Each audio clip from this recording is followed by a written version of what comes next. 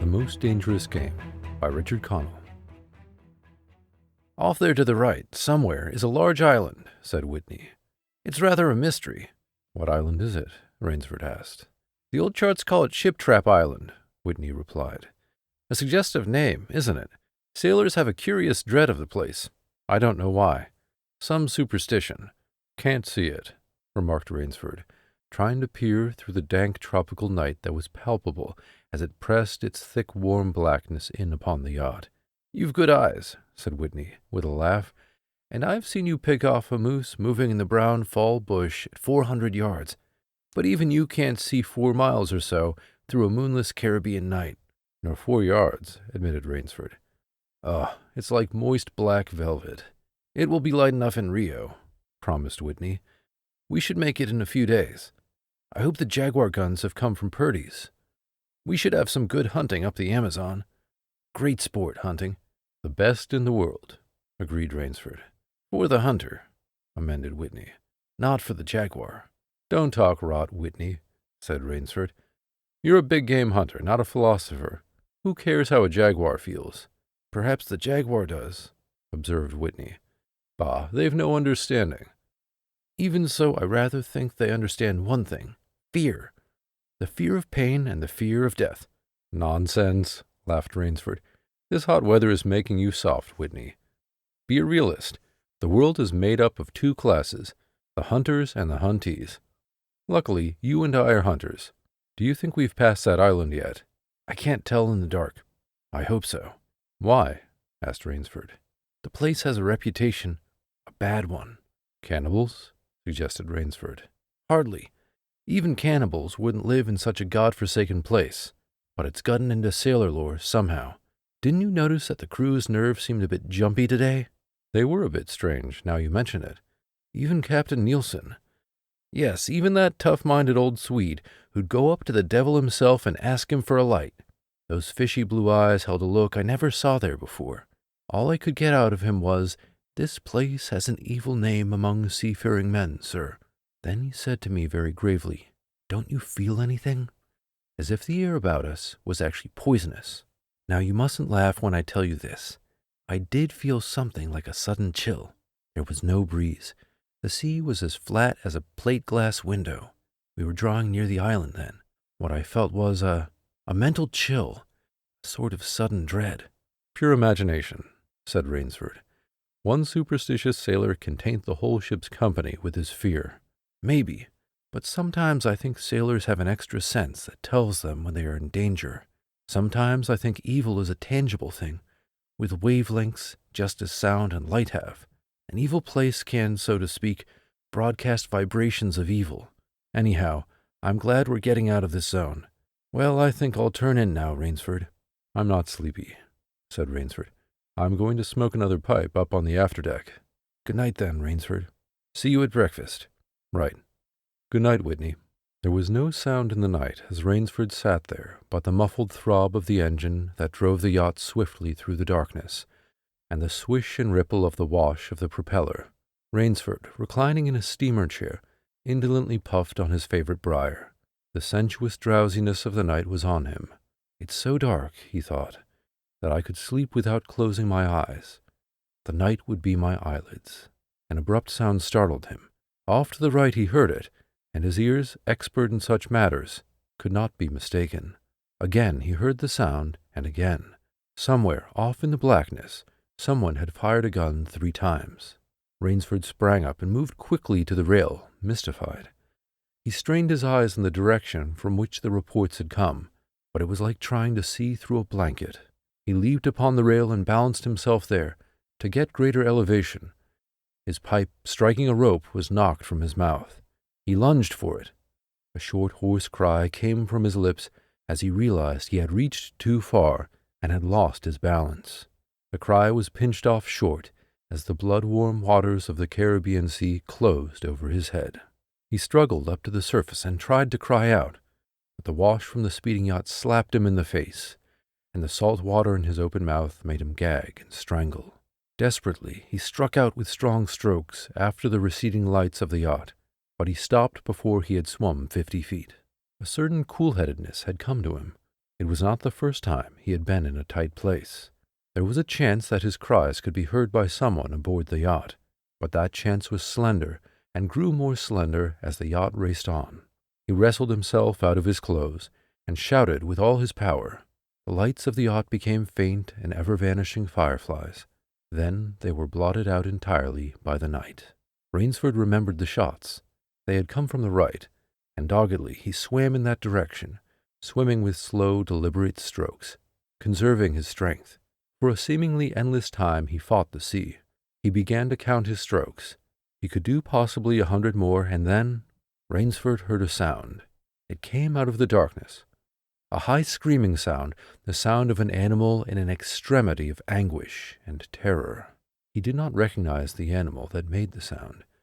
He did not try to. With fresh vitality he swam toward the sound. He heard it again. Then it was cut short by another noise, crisp, staccato. Pistol shot, muttered Rainsford, swimming on.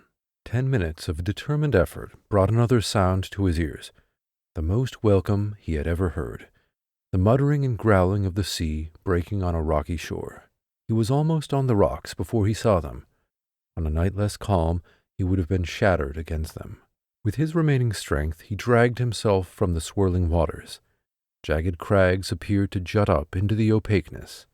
He forced himself upward, hand over hand. Gasping, his hands raw, he reached a flat place at the top. Dense jungle came down to the very edge of the cliffs. What perils that tangle of trees and underbrush might hold for him did not concern Rainsford just then. All he knew was that he was safe from his enemy, the sea, and that utter weariness was on him. He flung himself down at the jungle edge and tumbled headlong into the deepest sleep of his life. When he opened his eyes, he knew from the position of the sun that it was late in the afternoon. Sleep had given him new vigor. A sharp hunger was picking at him. He looked about him, almost cheerfully. Where there are pistol shots, there are men. Where there are men, there is food, he thought. But what kind of men, he wondered, in so forbidding a place? An unbroken front of snarled and ragged jungle fringed the shore. He saw no sign of a trail through the closely knit web of weeds and trees. It was easier to go along the shore, and Rainsford floundered along by the water. Not far from where he landed, he stopped. Some wounded thing, by the evidence, a large animal, had thrashed about in the underbrush. The jungle weeds were crushed down and the moss was lacerated. One patch of weeds was stained crimson. A small glittering object, not far away, caught Rainsford's eye, and he picked it up. It was an empty cartridge. A .22, he remarked. That's odd. It must have been a fairly large animal, too. The hunter had his nerve with him to tackle it with a light gun. It's clear that the brute put up a fight. I suppose the first 3 shots I heard was when the hunter flushed his quarry and wounded it. The last shot was when he trailed it here and finished it. He examined the ground closely and found what he had hoped to find, the print of hunting boots. They pointed along the cliff in the direction he had been going. Eagerly he hurried along, now slipping on a rotten log or a loose stone, but making headway. Night was beginning to settle down on the island. Bleak darkness was blacking out the sea and jungle when Rainsford sighted the lights. He came upon them as he turned a crook in the coastline, and his first thought was that he had come upon a village, for there were many lights. But as he forged along, he saw to his great astonishment that all the lights were in one enormous building, a lofty structure with pointed towers plunging upward into the gloom. His eyes made out the shadowy outlines of a palatial chateau. It was set on a high bluff, and on 3 sides of it cliffs dived down to where the sea licked greedy lips in the shadows. Mirage, thought Rainsford, but it was no mirage, he found, when he opened the tall spiked iron gate. The stone steps were real enough. The massive door with a leering gargoyle for a knocker was real enough, yet above it all hung an air of unreality. He lifted the knocker, and it creaked up stiffly as if it had never before been used. He let it fall, and it startled him with its booming loudness. He thought he heard steps within. The door remained closed. Again Rainsford lifted the heavy knocker and let it fall. The door opened then, opened as suddenly as if it were on a spring, and Rainsford stood blinking in the river of glaring gold light that poured out. The first thing Rainsford's eyes discerned was the largest man Rainsford had ever seen, a gigantic creature, solidly made and black-bearded to the waist. In his hand the man held a long-barreled revolver, and he was pointing it straight at Rainsford's heart. Out of the snarl of beard, 2 small eyes regarded Rainsford. "Don't be alarmed," said Rainsford, with a smile which he hoped was disarming. "I'm no robber. I fell off a yacht. My name is Sanger Rainsford of New York City." The menacing look in the eyes did not change. The revolver pointed as rigidly as if the giant were a statue. He gave no sign that he understood Rainsford's words, or that he had even heard them. He was dressed in uniform, a black uniform trimmed with gray astrakhan. "I'm Sanger Rainsford of New York," Rainsford began again. "I fell off a yacht. I am hungry." The man's only answer was to raise with his thumb the hammer of his revolver. Then Rainsford saw the man's free hand go to his forehead in a military salute, and he saw him click his heels together and stand at attention. Another man was coming down the broad marble steps, an erect, slender man in evening clothes. He advanced to Rainsford and held out his hand. In a cultivated voice, marked by a slight accent that gave it added precision and deliberateness, he said, "It is a very great pleasure and honor to welcome Mr. Sanger Rainsford, the celebrated hunter, to my home." Automatically, Rainsford shook the man's hand. "I've read your book about hunting snow leopards in Tibet, you see," explained the man. "I am General Zaroff." Rainsford's first impression was that the man was singularly handsome. His second was that there was an original, almost bizarre quality about the general's face. He was a tall man past middle age, for his hair was a vivid white, but his thick eyebrows and pointed military mustache were as black as the night from which Rainsford had come. His eyes, too, were black and very bright. He had high cheekbones, a sharp-cut nose, a spare, dark face, the face of a man used to giving orders, the face of an aristocrat.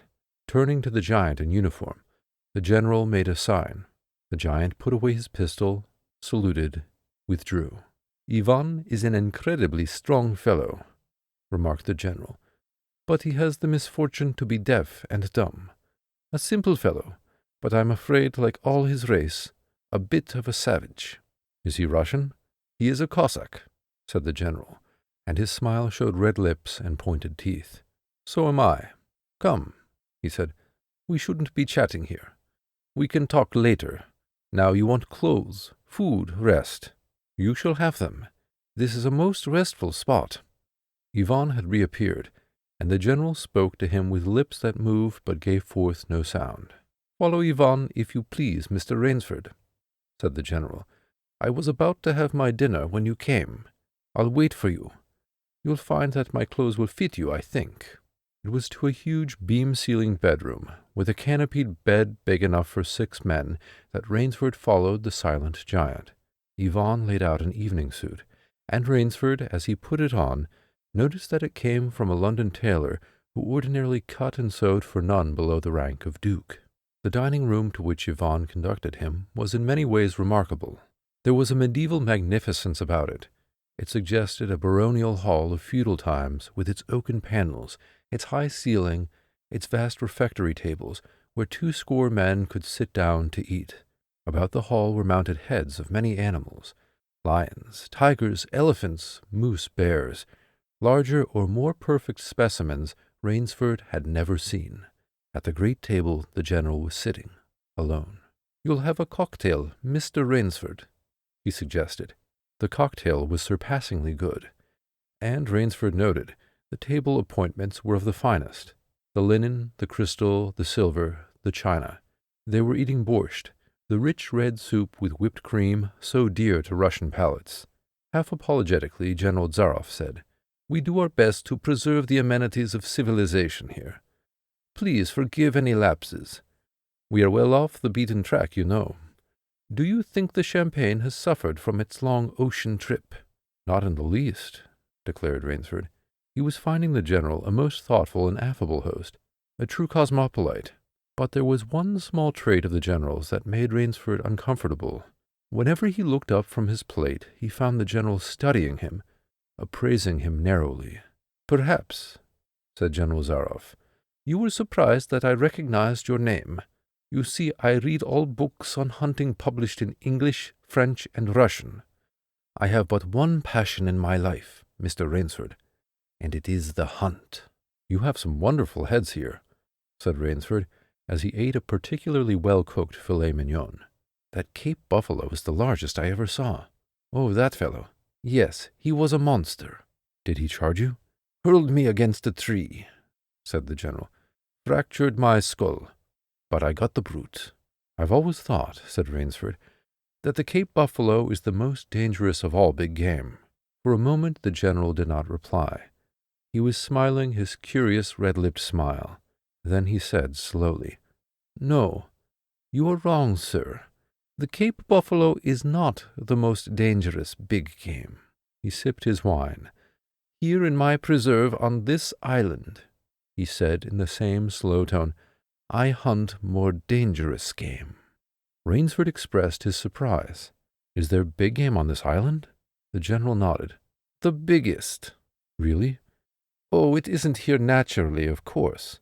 I have to stock the island." "What have you imported, General?" Rainsford asked. "Tigers?" The general smiled. "No," he said. "Hunting tigers ceased to interest me some years ago.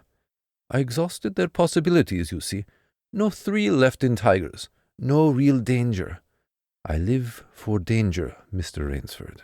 The general took from his pocket a gold cigarette case and offered his guest a long black cigarette with a silver tip. It was perfumed and gave off a smell like incense. "We will have some capital hunting, you and I," said the general. "I shall be most glad to have your society." "But what game?"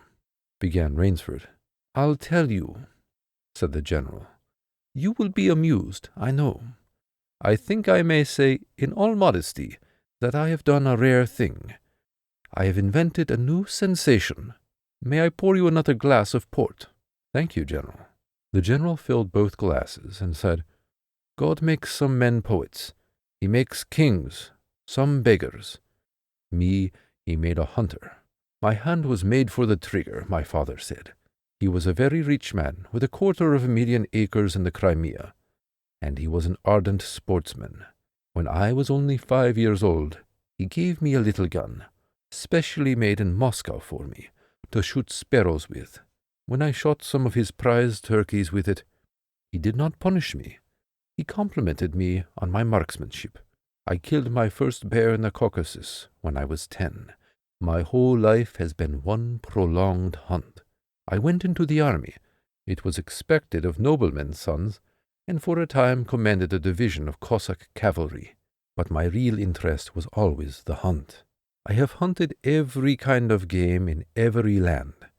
It would be impossible for me to tell you how many animals I have killed." The general puffed at his cigarette. "After the debacle in Russia, I left the country, for it was imprudent for an officer of the Tsar to stay there. Many noble Russians lost everything. I luckily had invested heavily in American securities, so I shall never have to open a tea-room in Monte Carlo or drive a taxi in Paris. Naturally, I continued to hunt. Grizzlies in your Rockies, crocodiles in the Ganges, rhinoceroses in East Africa. It was in Africa that the Cape buffalo hit me and laid me up for 6 months. As soon as I recovered, I started for the Amazon to hunt jaguars, for I had heard they were unusually cunning. They weren't." The Cossack sighed. "They were no match at all for a hunter with his wits about him, and a high-powered rifle. I was bitterly disappointed. I was lying in my tent with a splitting headache one night, when a terrible thought pushed its way into my mind. Hunting was beginning to bore me, and hunting, remember, had been my life. I have heard that in America businessmen often go to pieces when they give up the business that has been their life." "Yes, that's so," said Rainsford. The general smiled. "I had no wish to go to pieces," he said. "I must do something. Now mine is an analytical mind, Mr. Rainsford. Doubtless that is why I enjoy the problems of the chase." "No doubt, General Zaroff." "So," continued the general, "I asked myself why the hunt no longer fascinated me. You are much younger than I am, Mr. Rainsford, and have not hunted as much. But you perhaps can guess the answer." "What was it?" Simply this. Hunting had ceased to be what you call a sporting proposition. It had become too easy. I always got my quarry. Always. There is no greater bore than perfection. The general lit a fresh cigarette. No animal had a chance with me any more. That is no boast. It is a mathematical certainty. The animal had nothing but his legs and his instinct. Instinct is no match for reason. When I thought of this, it was a tragic moment for me, I can tell you. Rainsford leaned across the table, absorbed in what his host was saying. It came to me as an inspiration what I must do, the general went on. And that was? The general smiled the quiet smile of one who has faced an obstacle and surmounted it with success. I had to invent a new animal to hunt, he said. A new animal? You're joking. Not at all, said the general. I never joke about hunting. I needed a new animal. I found one. So I bought this island, built this house, and here I do my hunting. The island is perfect for my purposes. There are jungles with a maze of trails in them, hills, swamps. But the animal, General Zaroff. Oh, said the general, it supplies me with the most exciting hunting in the world. No other hunting compares with it for an instant. Every day I hunt, and I never grow bored now, for I have a quarry with which I can match my wits. Rainsford's bewilderment showed in his face. I wanted the ideal animal to hunt, explained the general. So I said, what are the attributes of an ideal quarry? And the answer was, of course, it must have courage, cunning, and above all, it must be able to reason. But no animal can reason, objected Rainsford. My dear fellow, said the general, there is one that can. But you can't mean, gasped Rainsford. And why not? I can't believe you are serious, General Zaroff. This is a grisly joke. Why should I not be serious? I am speaking of hunting. Hunting? Great God, General Zaroff, what you speak of is murder. The general laughed with entire good nature. He regarded Rainsford quizzically. I refuse to believe that so modern and civilized a young man as you seem to be harbors romantic ideas about the value of human life. Surely your experiences in the war— He stopped. Did not make me condone cold-blooded murder, finished Rainsford stiffly. Laughter shook the general. How extraordinarily droll you are, he said. One does not expect nowadays to find a young man of the educated class, even in America, with such a naive and, if I may say so, mid-Victorian point of view. It's like finding a snuff-box in a limousine. Ah, well, doubtless you had Puritan ancestors. So many Americans appear to have had. I'll wager you'll forget your notions when you go hunting with me. You've a genuine new thrill in store for you, Mr. Rainsford. Thank you. I'm a hunter, not a murderer. Dear me, said the general, quite unruffled. Again that unpleasant word. But I think I can show you that your scruples are quite ill-founded. Yes? Life is for the strong, to be lived by the strong, and if needs be, taken by the strong. The weak of the world were put here to give the strong pleasure. I am strong. Why should I not use my gift? If I wish to hunt, why should I not? I hunt the scum of the earth. Sailors from tramp ships, Lascars, blacks, Chinese, whites, mongrels. A thoroughbred horse or hound is worth more than a score of them. But they are men, said Rainsford hotly. Precisely, said the general. That is why I use them. It gives me pleasure. They can reason after a fashion. So they are dangerous. But where do you get them? The general's left eyelid fluttered down in a wink. This island is called Ship Trap Island, he answered. Sometimes an angry god of the high seas sends them to me. Sometimes, when Providence is not so kind, I help Providence a bit. Come to the window with me. Rainsford went to the window and looked out toward the sea. Watch, out there, exclaimed the general, pointing into the night. Rainsford's eyes saw only blackness, and then, as the general pressed a button, far out to sea, Rainsford saw the flash of lights. The general chuckled. They indicate a channel, he said, where there's none. Giant rocks with razor edges crouch like a sea monster with wide open jaws. They can crush a ship as easily as I crush this nut. He dropped a walnut on the hardwood floor and brought his heel grinding down on it. Oh, yes, he said casually, as if in answer to a question. I have electricity. We try to be civilized here. Civilized? And you shoot down men? A trace of anger was in the general's black eyes, but it was there for but a second, and he said in his most pleasant manner, Dear me, what a righteous young man you are! I assure you I do not do the thing you suggest. That would be barbarous. I treat these visitors with every consideration. They get plenty of good food and exercise. They get into splendid physical condition. You shall see for yourself tomorrow. What do you mean? We'll visit my training school, smiled the general. It's in the cellar. I have about 12 pupils down there now. They're from the Spanish bark San Lucar that had the bad luck to go on the rocks out there. A very inferior lot, I regret to say. Poor specimens and more accustomed to the deck than to the jungle. He raised his hand, and Ivan, who served as waiter, brought thick Turkish coffee. Rainsford, with an effort, held his tongue in check. It's a game, you see, pursued the general blandly. I suggest to one of them that we go hunting. I give him a supply of food and an excellent hunting knife. I give him 3 hours' start. I am to follow, armed only with a pistol of the smallest caliber and range. If my quarry eludes me for 3 whole days, he wins the game. If I find him, the general smiled, he loses. Suppose he refuses to be hunted. Oh, said the general, I give him his option, of course. He need not play that game if he doesn't wish to. If he does not wish to hunt, I turn him over to Ivan. Ivan once had the honor of serving as official nauter to the great white Tsar, and he has his own ideas of sport. Invariably, Mr. Rainsford, invariably they choose the hunt. And if they win? The smile on the general's face widened. To date, I have not lost, he said. Then he added hastily, I don't wish you to think me a braggart, Mr. Rainsford. Many of them afford only the most elementary sort of problem. Occasionally I strike a Tartar. One almost did win. I eventually had to use the dogs.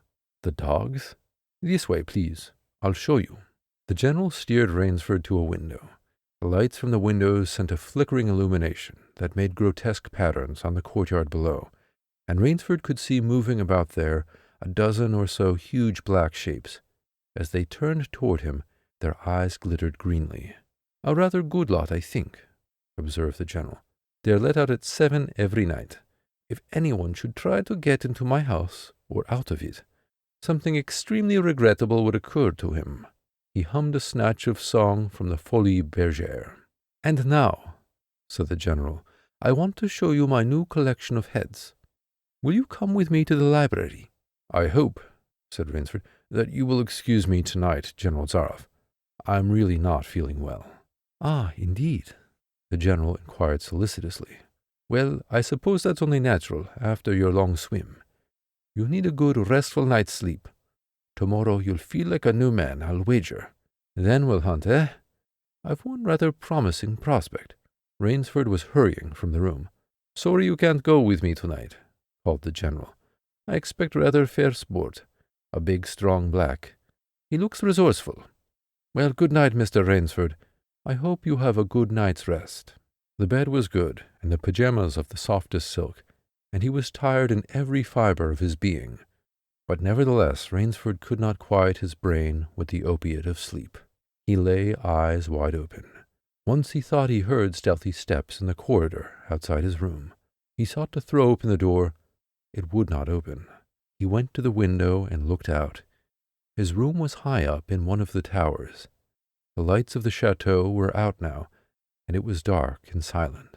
But there was a fragment of sallow moon, and by its wan light he could see, dimly, the courtyard. There, weaving in and out in the pattern of shadow, were black, noiseless forms.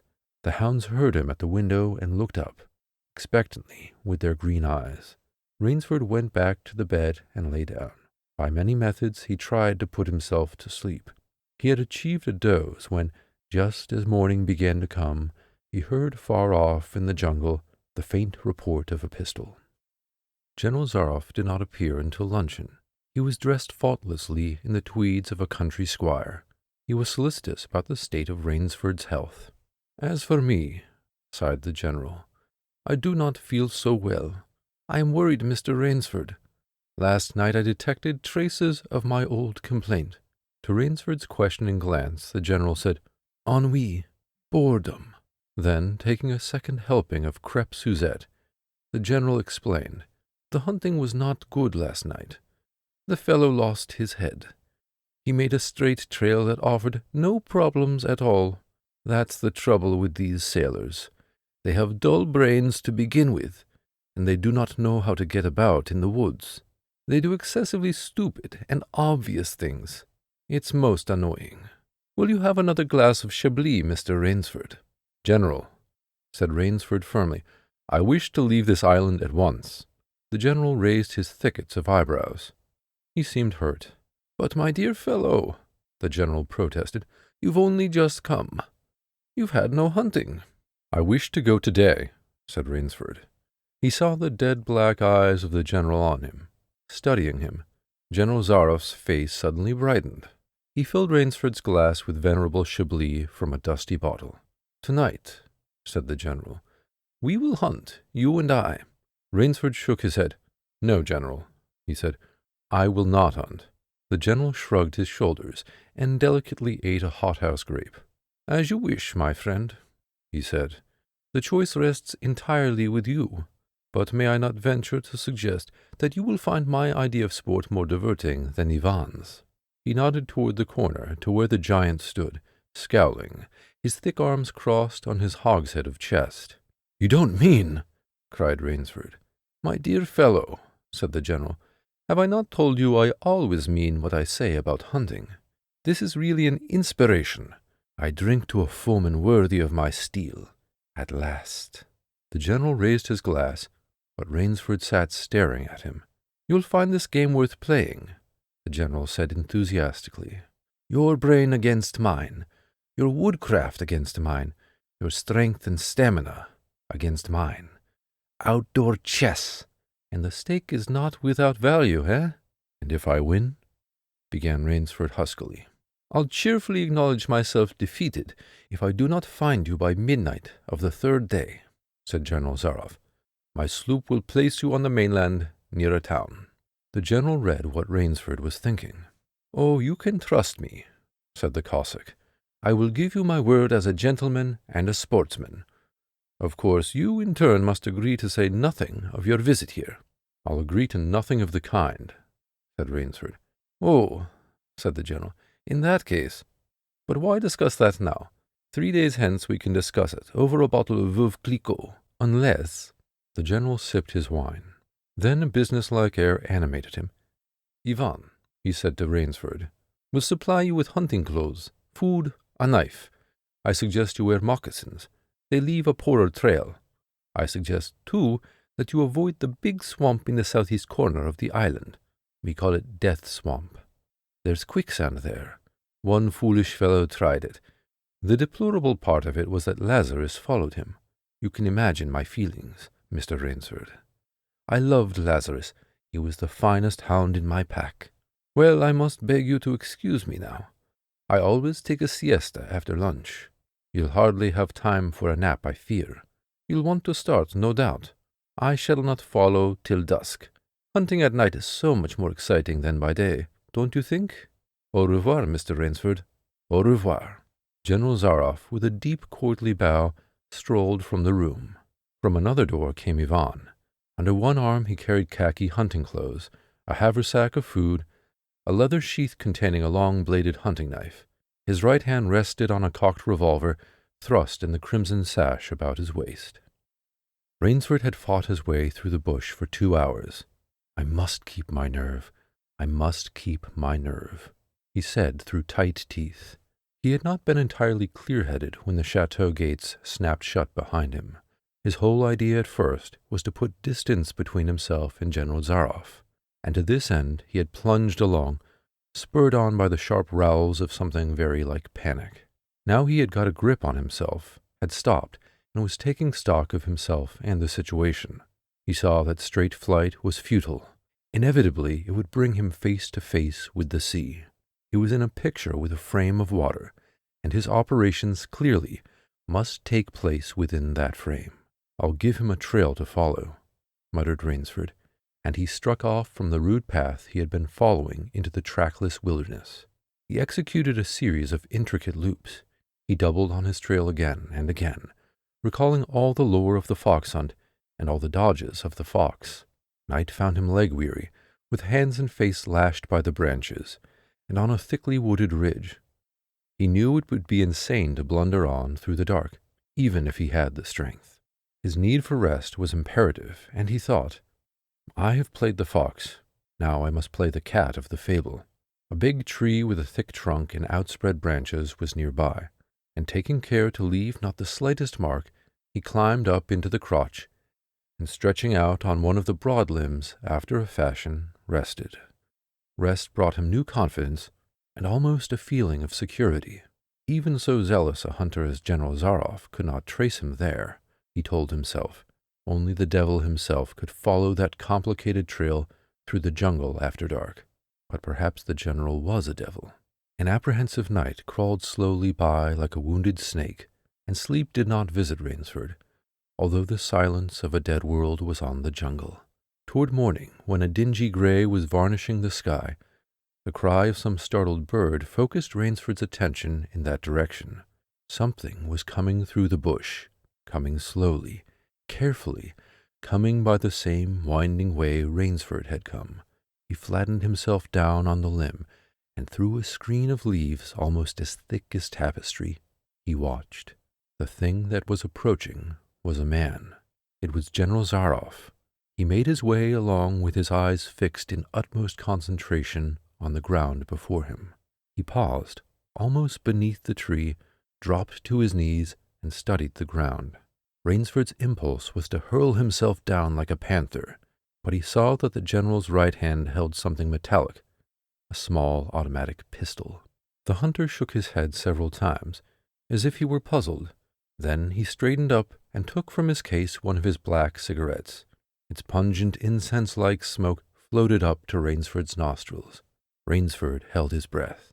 The general's eyes had left the ground and were traveling inch by inch up the tree. Rainsford froze there, every muscle tensed for a spring. But the sharp eyes of the hunter stopped before they reached the limb where Rainsford lay. A smile spread over his brown face. Very deliberately, he blew a smoke ring into the air.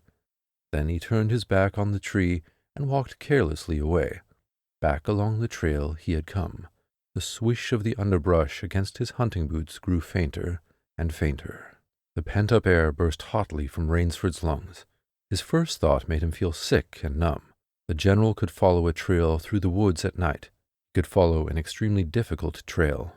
He must have uncanny powers. Only by the merest chance had the Cossack failed to see his quarry. Rainsford's second thought was even more terrible. It sent a shudder of cold horror through his whole being. Why had the general smiled? Why had he turned back? Rainsford did not want to believe what his reason told him was true, but the truth was as evident as the sun that had by now pushed through the morning mists. The general was playing with him. The general was saving him for another day's sport. The Cossack was the cat. He was the mouse. Then it was that Rainsford knew the full meaning of terror. "I will not lose my nerve. I will not." He slid down from the tree and struck off again into the woods. His face was set, and he forced the machinery of his mind to function. 300 yards from his hiding place, he stopped where a huge dead tree leaned precariously on a smaller, living one. Throwing off his sack of food, Rainsford took his knife from its sheath and began to work with all his energy. The job was finished at last, and he threw himself down behind a fallen log 100 feet away. He did not have to wait long. The cat was coming again to play with the mouse. Following the trail with the sureness of a bloodhound came General Zaroff. Nothing escaped those searching black eyes. No crushed blade of grass, no bent twig, no mark, no matter how faint, in the moss. So intent was the Cossack on his stalking that he was upon the thing Rainsford had made before he saw it. His foot touched the protruding bough that was the trigger. Even as he touched it, the general sensed his danger and leaped back with the agility of an ape. But he was not quite quick enough. The dead tree, delicately adjusted to rest on the cut living one, crashed down and struck the general a glancing blow on the shoulder as it fell. But for his alertness, he must have been smashed beneath it. He staggered, but he did not fall, nor did he drop his revolver. He stood there, rubbing his injured shoulder, and Rainsford, with fear again gripping his heart, heard the general's mocking laugh ring through the jungle. "Rainsford," called the general, "if you are within sound of my voice, as I suppose you are, let me congratulate you. Not many men know how to make a Malay man-catcher. Luckily for me, I too have hunted in Malacca. You are proving interesting, Mr. Rainsford. I am going now to have my wound dressed. It's only a slight one, but I shall be back. I shall be back." When the general, nursing his bruised shoulder, had gone, Rainsford took up his flight again. It was flight now, a desperate, hopeless flight that carried him on for some hours. Dusk came, then darkness, and still he pressed on. The ground grew softer under his moccasins. The vegetation grew ranker, denser. Insects bit him savagely. Then, as he stepped forward, his foot sank into the ooze. He tried to wrench it back, but the muck sucked viciously at his foot, as if it were a giant leech. With a violent effort, he tore his feet loose. He knew where he was now, Death Swamp and its quicksand. His hands were tight closed, as if his nerve were something tangible that someone in the darkness was trying to tear from his grip. The softness of the earth had given him an idea. He stepped back from the quicksand a dozen feet or so, and, like some huge prehistoric beaver, he began to dig. Rainsford had dug himself in France, when a second's delay meant death. That had been a placid pastime compared to his digging now. The pit grew deeper. When it was above his shoulders, he climbed out, and from some hard saplings cut stakes and sharpened them to a fine point. These stakes he planted in the bottom of the pit, with the points sticking up. With flying fingers he wove a rough carpet of weeds and branches, and with it he covered the mouth of the pit. Then, wet with sweat and aching with tiredness, he crouched behind the stump of a lightning-charred tree. He knew his pursuer was coming. He heard the padding sound of feet on the soft earth, and the night breeze brought him the perfume of the general's cigarette. It seemed to Rainsford that the general was coming with unusual swiftness. He was not feeling his way along foot by foot. Rainsford, crouching there, could not see the general, nor could he see the pit. He lived a year in a minute. Then he felt an impulse to cry aloud with joy, for he heard the sharp crackle of the breaking branches as the cover of the pit gave way. He heard the sharp scream of pain as the pointed stakes found their mark. He leaped up from his place of concealment. Then he cowered back. 3 feet from the pit a man was standing, with an electric torch in his hand. "You've done well, Rainsford," the voice of the general called. "Your Burmese tiger pit has claimed one of my best dogs. Again you score. I think, Mr. Rainsford, I'll see what you can do against my whole pack. I'm going home for a rest now. Thank you for a most amusing evening." At daybreak, Rainsford, lying near the swamp, was awakened by a sound that made him know that he had new things to learn about fear.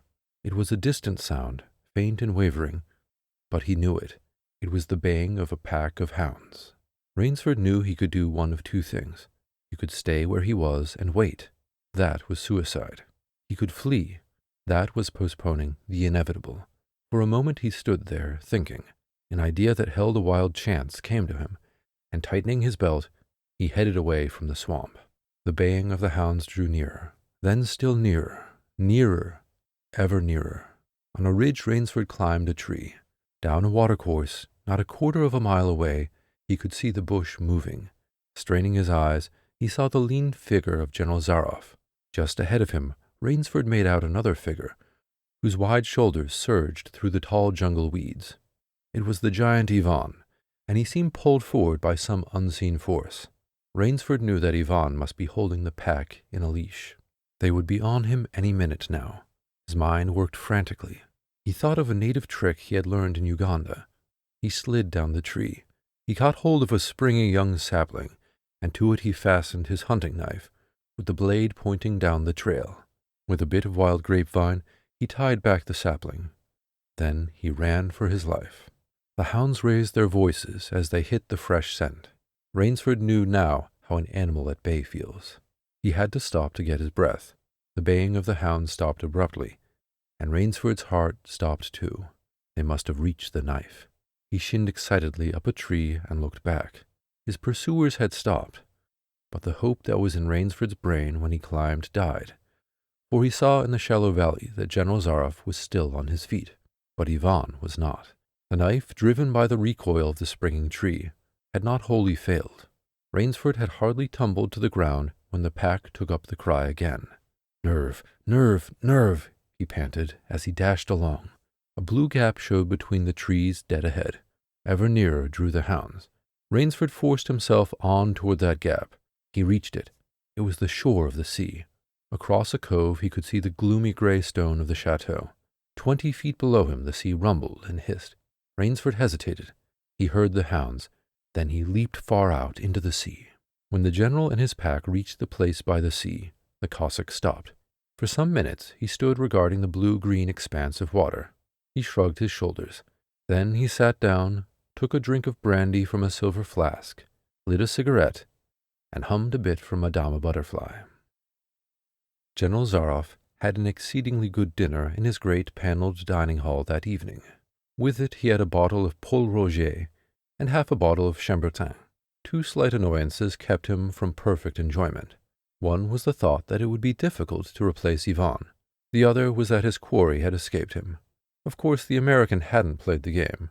So thought the general as he tasted his after-dinner liqueur. In his library he read, to soothe himself, from the works of Marcus Aurelius. At 10 he went up to his bedroom. He was deliciously tired, he said to himself, as he locked himself in. There was a little moonlight, so before turning on his light, he went to the window and looked down at the courtyard. He could see the great hounds, and he called, "Better luck another time," to them. Then he switched on the light. A man who had been hiding in the curtains of the bed was standing there. "Rainsford!" screamed the general. "How in God's name did you get here?" "Swam," said Rainsford. "I found it quicker than walking through the jungle." The general sucked in his breath and smiled. "I congratulate you," he said. "You have won the game." Rainsford did not smile. "I'm still a beast at bay," he said, in a low, hoarse voice. "Get ready, General Zaroff." The general made one of his deepest bows. "I see," he said. "Splendid. One of us is to furnish a repast for the hounds. The other will sleep in this very excellent bed. On guard, Rainsford." He had never slept in a better bed, Rainsford decided.